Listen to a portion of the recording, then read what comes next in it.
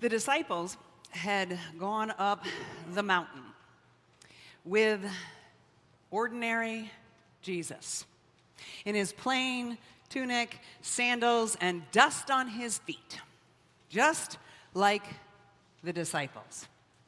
But on the mountaintop, Jesus becomes dazzling, glowing with a light that no one could deny. Now, James and John must have just stood there, frozen with awe, their eyes wide open and their mouths gaping, allowing this experience to penetrate their hearts. Peter, he goes into action mode. He too recognizes that this is a special moment. This miracle is not being done through Jesus, but is one that is happening to Jesus himself. Peter wants to capture the moment, for time to stand still and memorialize it and keep Elijah, Moses, and Jesus within this mountaintop experience.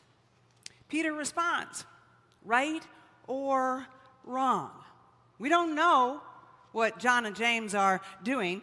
They may simply be dumbfounded and unable to speak or move.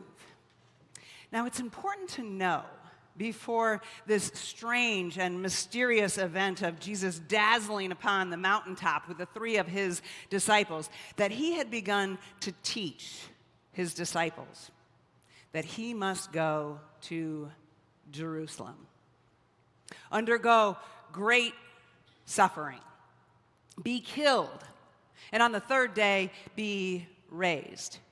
He tells his disciples that if they want to be his followers, they will have to deny themselves and take up the cross.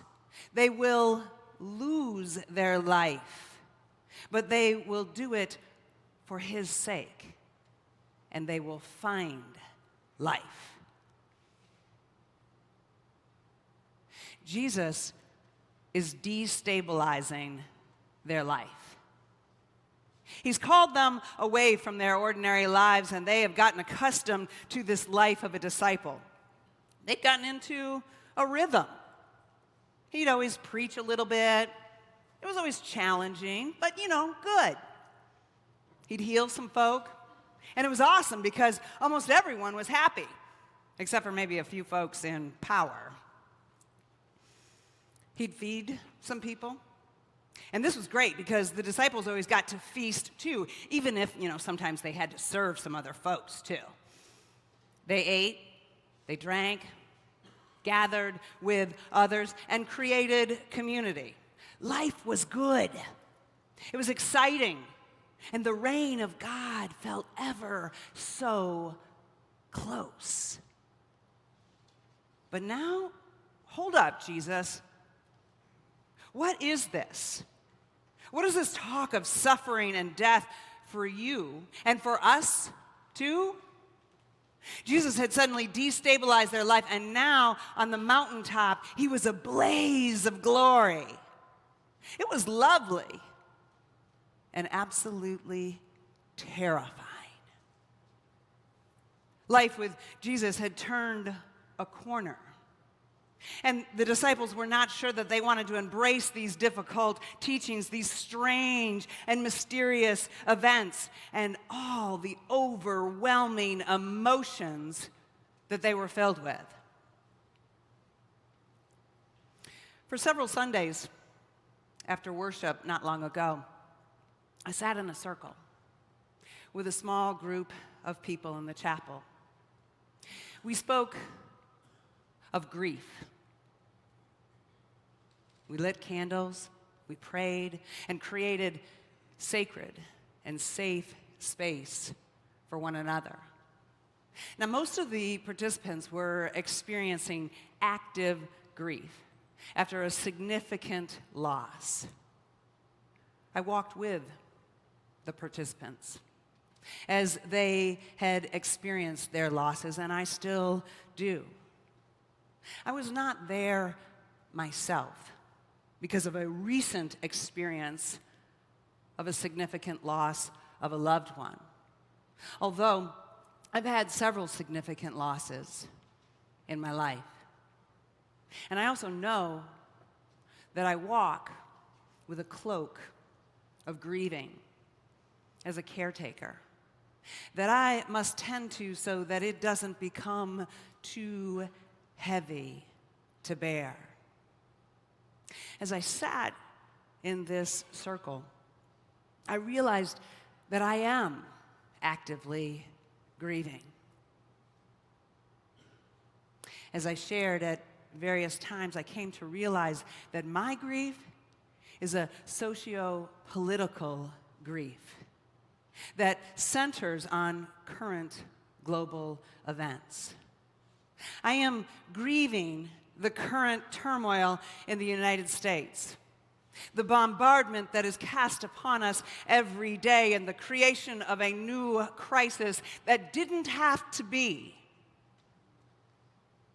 My cloak of grief includes the vulnerable that are targeted.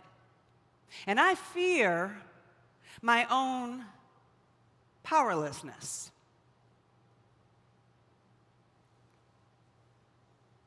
And I wonder, do you feel this cloak as well?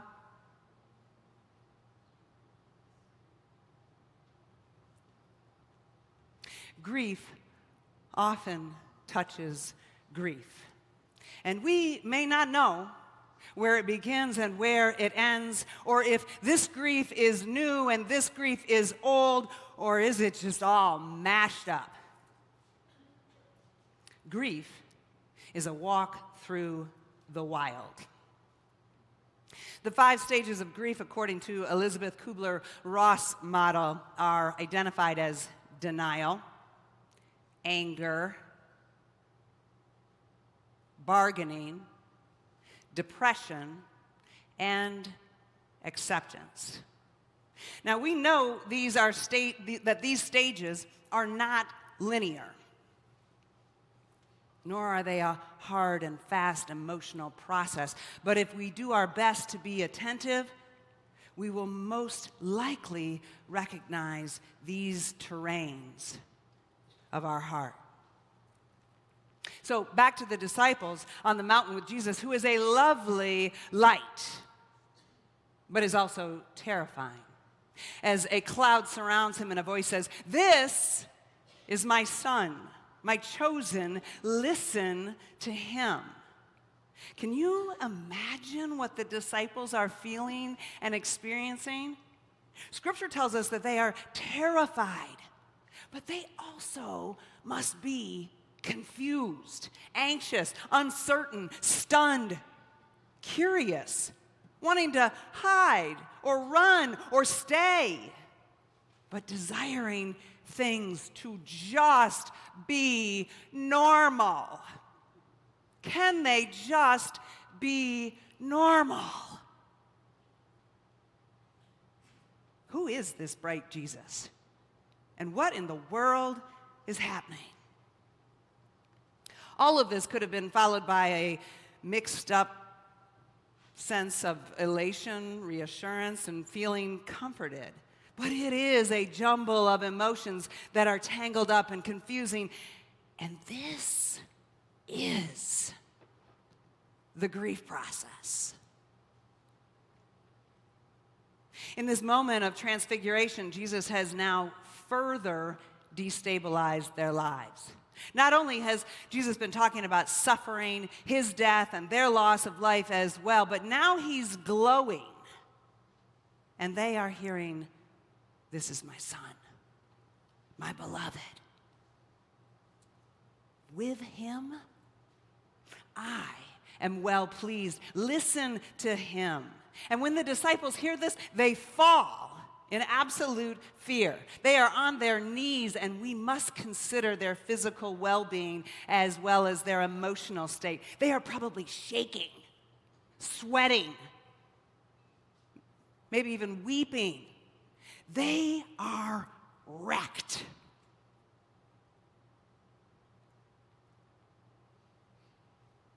Have you ever had days when you feel wrecked. Perhaps you are currently experiencing a significant loss of a loved one, a job, a way of life, or a friend or a loved one who you just cannot be in relationship with anymore. An injury, a surgery, or socio-political grief like me. To be in this place can feel like the carpet's been yanked out from beneath us. Grief can find us on our knees, collapsed, exhausted, not knowing where our strength may come. To be wrecked is to be frightened about our future and wonder if we will ever laugh or smile again. After the cloud has immersed them and the proclamation from this cloud, there is silence. Jesus is simply standing there. They see him, know him. It's just Jesus as they've known and loved him. Now, Matthew's telling of the transfiguration is just slightly different, particularly at the end, because Matthew tells us that Jesus touches them. The divine presence and power revealed in glorious and dazzling light comes to these wrecked disciples, and he touches them. This touch is the embodiment of compassion, healing, and courage as he whispers to them, "Get up and do not be afraid." Now, these are not uncommon words for Jesus to speak. These words could be comforting. The touch could be comforting. But in both stories, they see Jesus. In the wreckage of their lives, when they have been destabilized and do not know what to make of what is happening to them, they see that Jesus is still there.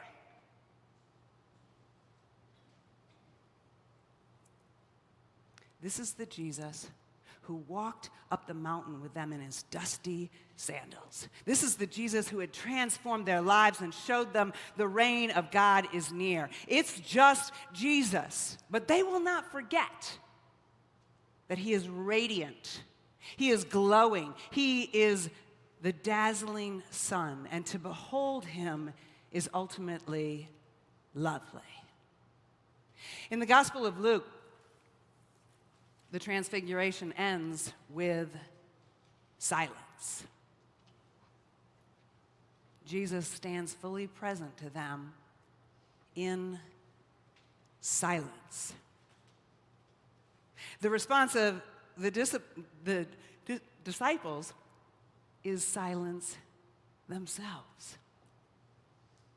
Now, I've come to understand through my own days of grieving, times when I feel wrecked, and in my current socio-political grief, that God's chosen language is frequently silence.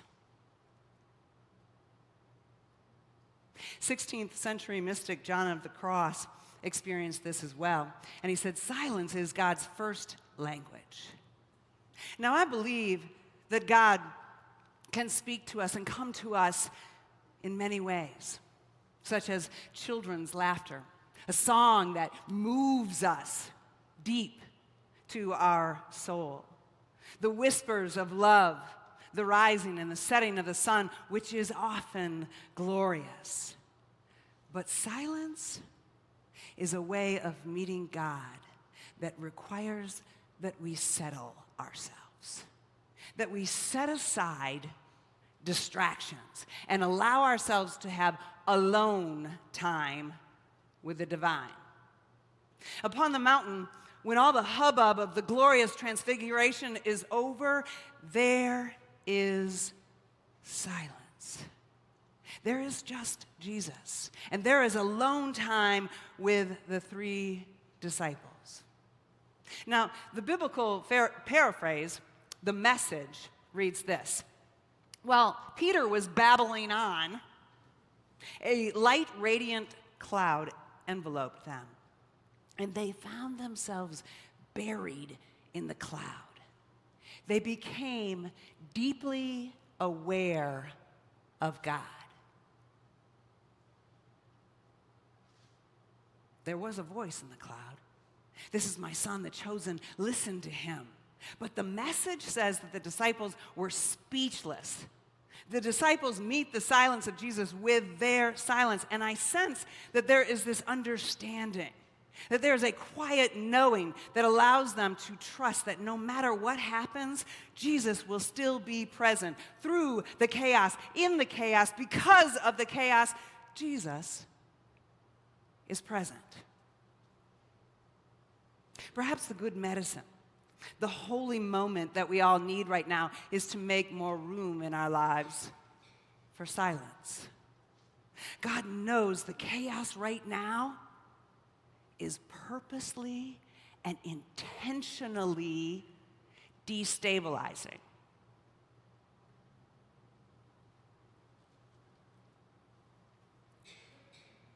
Perhaps we need to go to the mountain with Christ. Away time, set aside time, so that we may know not only the blazing transformation that Christ can bring to our lives, but also the quiet after the storm or in the storm. Mindfulness experts would tell us that just 1 minute of meditation, just 1 minute of coming into the quiet can change your life. 60 seconds of coming to your quiet center can help you reset and rejuvenate your mind. Intentionally setting aside time to simply be still and attentive to your breath is a practical tool for seeking emotional clarity, balance, and a simple moment of peace. Now imagine if you were to spend 3, 5, 10 minutes in silence. Would you then see the presence of Christ? Would you see the presence of Christ through the storm, in the storm, and finally in the quiet moment when your spirit meets the spirit of the divine, and you become one. And you speak the same love language that is silence. In our communion liturgy, we held moments of silence, and I want to encourage us to do so again for a minute, so that we may hear God's voice of silence. We will then sing our way out of this silence with "I Want to Walk as a Child of Light." The children will bring in a small candle of light and place these lights alongside the broken bread and the cup of blessing that sustains us. This time of silence that leads us into singing reminds us that Christ is our light. In the moment of transfiguration, Jesus is reassuring the disciples that loss, death, and grief are not the end of the story. It's not the end of his story or our story. We will be changed, even transformed. The light will come. Resurrection is possible. Jesus tells us that we are the light of the world. We are the blessing that the world needs. We are to bear witness to the light. We are to come down from the mountain and shine. To bear witness to the light is a yearning for the light, even as we experience heartache for ourselves or another. We keep present in times of loss and grief. We keep vigil and we proclaim God is here. Whether I can feel it or not right now, God is here. We bring that small flicker of hope to another as they sit in the darkness, or we wait with anticipation and hopefulness for someone to bring a flicker of light to us. We do not run or hide or deny that darkness is a part of life and a part of the faith journey. Rather, we sit vigil. We pray, we fall down, we fast, and we stand back up. In the dark, we cry, lament, and we seek. We are made by God to stare into the abyss, into the darkness, to admit to the dark places in our world where there is more chaos than creation. We are made to be honest about those corners of the soul where there is darkness too deep to mention. When we bear witness to the light, we open the crevices, the windows, the doors, and our hearts to receive the light. It is a bold proclamation of faith that understands that both darkness and light are necessary and good. It is believing with conviction that God is found within both the dark and the light. As the keepers of the light, we are intentional in finding the light so that we might find more ease, more light in our lives and in the lives of others. And we do not do this alone. God is here. We do not do this alone. God is here. We do not do this alone. God is here.